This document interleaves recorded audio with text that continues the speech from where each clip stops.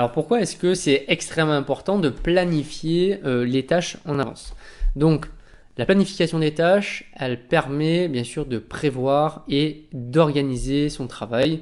Donc là, on va parler de planification des tâches d'un projet principalement, mais vous pouvez planifier les tâches d'une journée type pour un membre de votre équipe.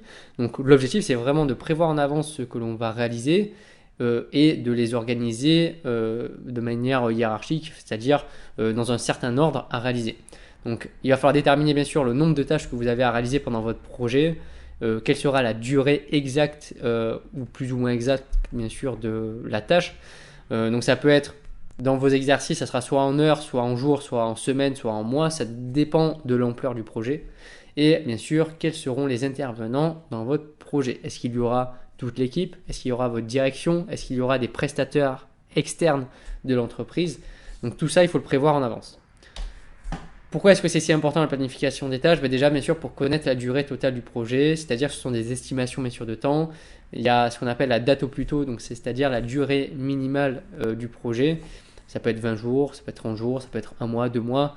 Donc ça, en fait, grâce au Gantt ou au PERT, vous allez pouvoir le définir. Et ça, c'est souvent une question qu'on va vous poser. C'est-à-dire que vous allez avoir, par exemple, un tableau récapitulatif des tâches. Vous allez devoir faire un Gantt et un PERT et on va vous demander quelle est la durée totale au minimum pour le projet, donc c'est-à-dire la date au plus tôt. Autre objectif à travers la planification des tâches, c'est bien sûr de connaître leur ordonnancement, donc c'est connaître l'ordre de chaque tâche, c'est ce qu'on appelle les antériorités. Donc dans tous les tableaux justement d'antériorité des tâches, vous allez avoir bien sûr le listing des tâches avec leur durée, mais aussi quelles sont les antériorités, c'est-à-dire qu'une certaine tâche devra être réalisée pour pouvoir en réaliser une suivante.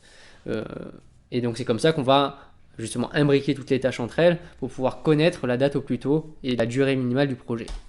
Et enfin, la planification des tâches, elle passe aussi par connaître les marges de manœuvre, c'est-à-dire que on sait très bien que dans la planification, il y a toujours des problèmes, des imprévus, des choses qui n'ont pas été prévues dans les objectifs ou dans les prévisions, et donc qui prennent plus de temps que prévu, puisqu'on a souvent tendance à sous-estimer une tâche plutôt qu'à la surestimer. Et donc, c'est ce qu'on appelle justement, grâce à la date au plus tard d'une tâche, on va pouvoir, en faisant la différence entre la date au plus tôt et la date au plus tard, on va pouvoir calculer ce qu'on appelle les marges de manœuvre. Certaines tâches n'ont aucune marge de manœuvre, donc c'est ce qu'on appelle le chemin critique. Donc ça, on le verra avec le Gantt et le PERT.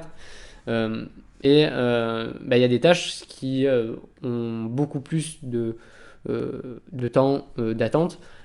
Et du coup, qu'ils ont une marge de manœuvre. Donc si on prend 1 ou 2 jours de retard, ça ne sera pas très grave. Il n'y aura pas d'incidence sur la durée du projet.